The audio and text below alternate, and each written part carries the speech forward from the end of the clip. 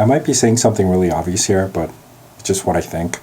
I don't think everybody's going to be a game developer in the same sense that not everyone's going to be a school teacher, a doctor, lawyer, professional fighter. But I'm saying this because I've been getting the same question quite a lot. I've been getting the question, how do I build Doom? How do I build World of Warcraft? How do I write a single line that makes my character jump like Mario? How do I build PUBG with all the multiplayer components? And I'm just starting out. It's kind of like asking, how do I be Michael Jordan? But I've never made a single free throw in my entire life. I've never made a single layup in my entire life. How do I be Michael Jordan?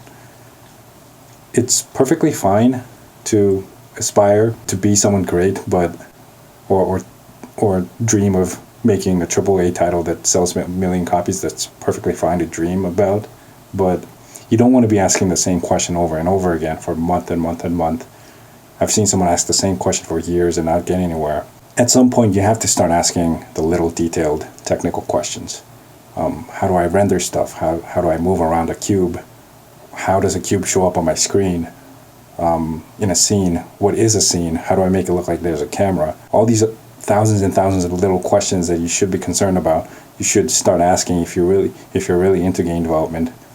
And then you quickly realize that there's a giant gap between your first question, how do I build PUBG, versus how does the data get saved?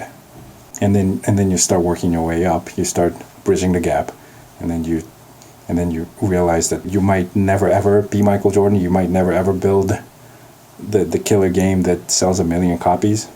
But that's not even the point. The fact that you're getting better every single day, project after project, you're getting better, that should be an enjoyable experience on its own. At least for me it is. I just wanted to have fun, and then I wanted to have more fun. I started asking all these weird questions. How do I build an MP3 player? How do I build a web page? How do I show a picture on my screen? How do I click it? How do I move it around? How do I make it interactive? Control it with a keyboard, mouse, whatever. All these little stuff are kind of related to game development, and eventually I made a 2D game. I also tried making a web browser game, a game in your phone, iPhone, Android. At one point I even tried to build a lottery system that works 24/7 on a blockchain. I wasn't sure if that was legal or not, but anyways. I had so many little questions, and I had fun searching for answers. And I was sitting in front of my computer for days, for hours and hours. And that was all fun. I did it because I wanted to do it. And one question led to another. I never stayed with a single question. How do I build Doom? How do I build Crysis? I started out with the question, how do I build Crysis? But then eventually it led to other stuff like, how do I build Snake? How do I build Tic-Tac-Toe? I think if the only question you're asking is, how do I build a AAA game? And that's all you ever think about, you're probably going to hate being a game developer. And I don't know why this is with indie game developers. I think a lot of people are afraid to say that I hate putting in the work. I hate being a game developer, which is perfectly fine. I don't think there's any shame in it. Like, I wouldn't want to put in hours and hours of work into something that I do not enjoy. Could be being a teacher, lawyer, doctor, a soldier, professional fighter, whatever. Doesn't matter. I think it's only natural for you to start with a broad, almost impossible question, and then get interested in a topic, and then start asking, one question after another, start asking all the detailed questions. And if the work doesn't get you excited, if that itself is not fun, then game dev is probably not for you. And this is the same with any other job, hobby, whatever that you do. If you don't want to put in the work, it becomes a job, but you're doing it anyway for the money.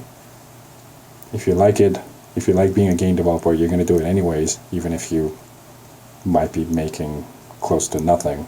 For me, even if I had money, I would still be a game developer. If I win a lottery ticket, I would still be a game developer. Back when I was working a cubicle for a Korean corporation, if you give me free time, I would spend that time doing my research in game development. At the time, I was looking into 3D graphics. I was learning Blender when I was given free time. In my vacation, I was looking through Blender videos, trying to rig a character, how to create a character, all those stuff. Eventually, it led me to to building 2D games, working with DirectX, all these other different libraries and APIs. And at one point I even tried to build my own 3D engine, which I failed at completely, but that was fun. I learned a lot from it. And I'm still doing it. I'm still trying to build my game. And I would do it over and over again, even if it means making zero money. If you're not embracing the time that you put in, the time that you do research into programming, into game development, rendering, all these other stuff, if that's not fun for you, then it's probably a good time to rethink your commitment, strategy, plan in being an indie game developer.